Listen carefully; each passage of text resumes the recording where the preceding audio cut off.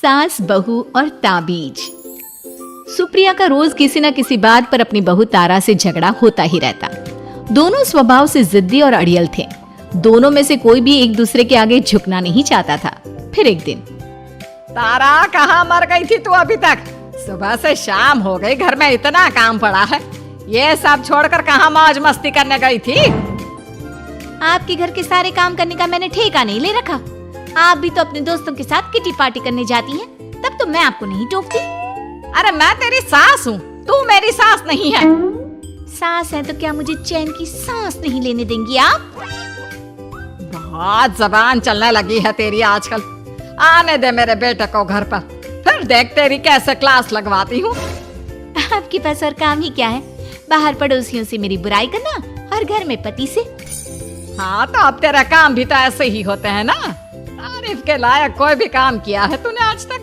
बस जुबान चलवा लो, कैंची से भी तेज चलती रहती है। सिर्फ जुबान ही नहीं, हाथ पैर भी चलते हैं, जिनकी वजह से आपको घर में इतनी सफाई देखने को मिलती है, वरना आपको तो अपनी किटी पार्टियों से फुर्सत नहीं मिलती। तो कहना क्या चाहती है?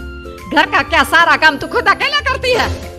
तो और क्या नौकरानी करती है? इसी तरह तारा और सुप्रिया में आए दिन लड़ाई होती।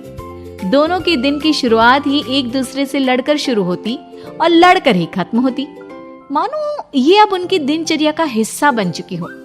शाम को तारा का पति वैभव घर आता है।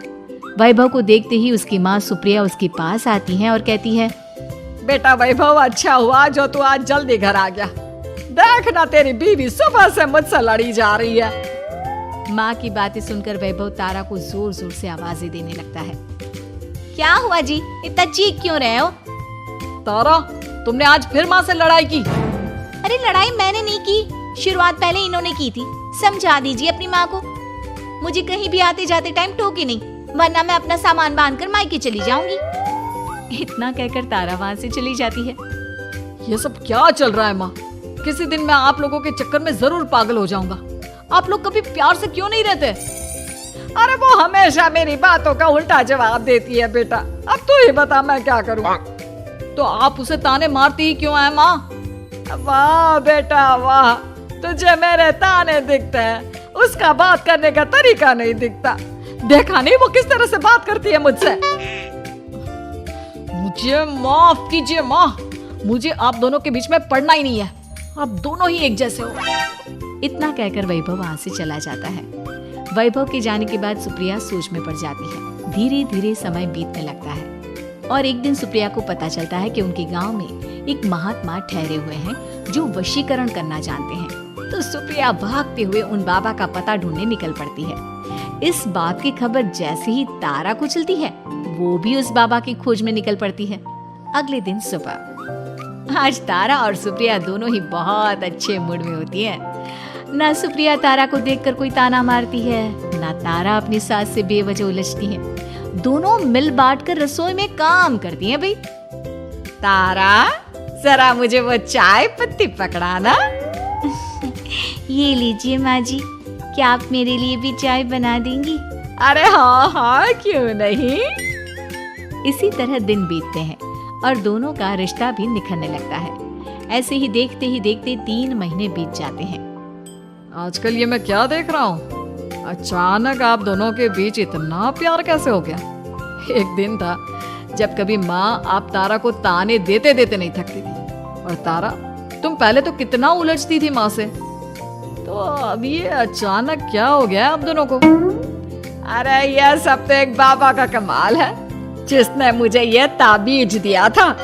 सुप्रिया के हाथ में बंधा ताबीज देखकर तारा चौंक जाती है। ये ताबीज तो उस बाबा ने मुझे भी दिया था, आपको अपने वश में करने के लिए। इसका मतलब तू भी उस बाबा से मिलने गई थी? आपकी हरकतों की वजह से ही मुझे जाना पड़ा था।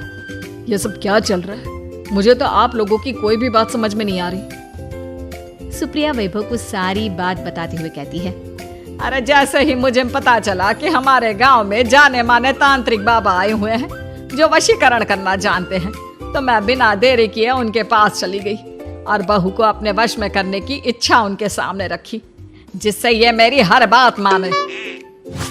बाबा, मैं अपनी बहू से बहुत दुखी हो चुकी हूँ। वो मेरी एक बात नहीं मानती। आप कुछ ऐसा कीजिए बाबा जिससे मेरी बहू मेरी हर बात मानने लगे। पहले आप मुझे अच्छे से बताइए, आपको अपनी बहू से आखिर परेशानी क्या है? बाबा वो मुझसे कभी प्यार से बात नहीं करती। मैं उसे एक बात सुनाती हूँ तो वो पलट कर 4 बातें सुनाती है। आप कुछ ऐसा कीजिए ना जिससे मेरी बहू सारी बातें मानने लगे।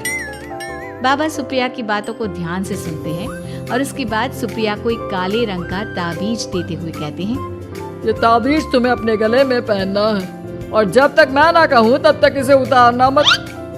तो क्या इस ताबीज की मदद से मेरी बहू मेरे वश में हो जाएगी? सिर्फ वश में ही नहीं, इस ताबीज के कारण तुम्हारी बहू तुम्हारे आगे पीछे भी घूमने लगेगी। लेकिन बस तुम्हें कुछ काम करने होंगे। कैसा काम बाबा जी?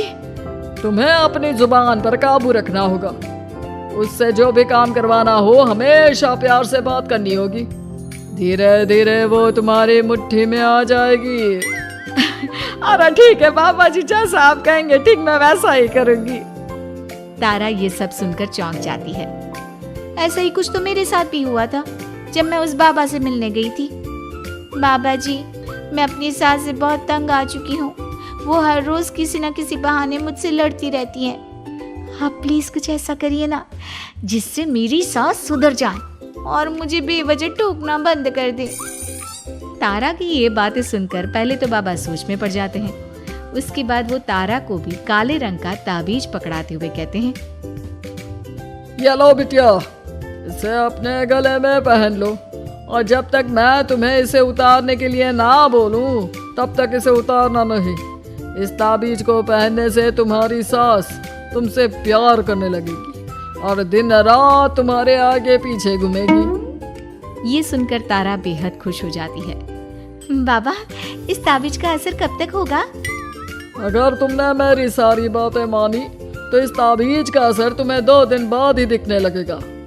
उसके लिए सबसे पहले तुम्हें अपनी सास को इज्जत देनी होगी, उनके साथ प्यार से बर्ताव करना होगा और अगर कोई भी काम भी करवाना हो तो प्यार से ही बात करनी होगी।